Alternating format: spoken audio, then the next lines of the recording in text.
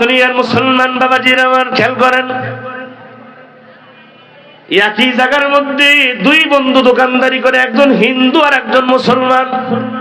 একজন হিন্দু আর একজন মুসলমান। হিন্দু একদিন মুসলমানকে জিজ্ঞাসা করে, ভাই আমি তো মাঝে মধ্যে আপনাদের মসজিদের সামনে দিয়ে যাই, আমার একটা প্রশ্ন আছে। হিন্দু লোক মুসলমানকে বলে, এ দুনিয়াবাসী, এবার মুসলমান ডাকতে বলে, হিন্দু ভাই আমার একটা তোমার কাছে প্রশ্ন আছে। তো হিন্দু লোক বলে, ভাই তাইলে আপনি আগে বলেন। এবার মুসলমান ডাক দিয়ে বলে, ভাই রে, আমি যখন বাড়ি যাই, বাড়ি যাওয়ার পথে তোমাদের মন্দির পড়ে, আমি মাঝে মধ্যে দেখি মন্দিরের মধ্যে তোমাদের ওই যে পুরোহিত আছে, তোমাদের যে ঠাকুর আছে, তো আমি দেখি সে বলে হরে হরে রাম রাম রাম রাম কৃষ্ণ কৃষ্ণ কৃষ্ণ কৃষ্ণ হরে হরে, এরকম আরো নানান কথাবার্তা বলে। আমার মনের চাহিদা, আমার মন জানতে চায়, এই যে রাম রাম বলে, এই রাম ছেলে নামে কি জিজ্ঞাসা করছে? মুসলমান হিন্দুরে বলে, এই যে রাম রাম বলে, এই রাম নাকি ছেলে নামে? এবার হিন্দু মুসলমানের প্রশ্নের জবাব দেয় যে, ভাই আমিও তো 30-35 বছর ধরে পূজা মণ্ডপে যাই, পূজা করি, কিন্তু আসলে আমিও জানি না রাম ছেলে নামে।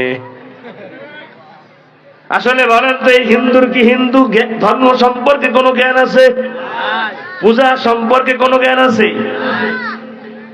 এবার হিন্দু জিজ্ঞাসা করে, ভাই আমারও একটা প্রশ্ন, বলে কি?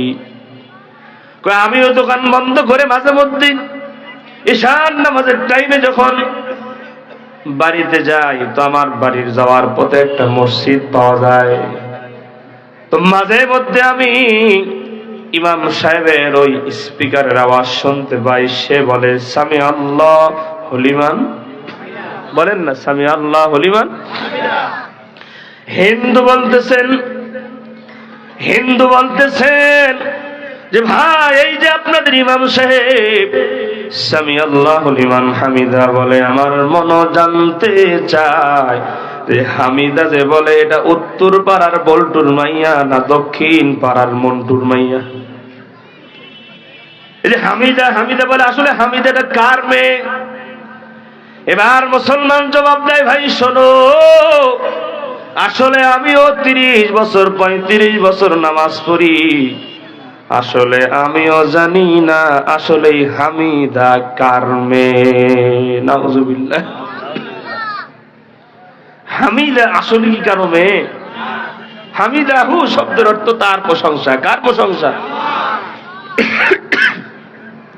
এই হিন্দু প্রকৃত হিন্দু ধর্ম সম্পর্কে কোনো জ্ঞান রাখে, আর ঠিক ওই হিন্দুর মতো এই মুসলমানও সেও ইসলাম সম্পর্কে কোনো জ্ঞান রাখে না, ইসলাম সম্পর্কে সে অজ্ঞ।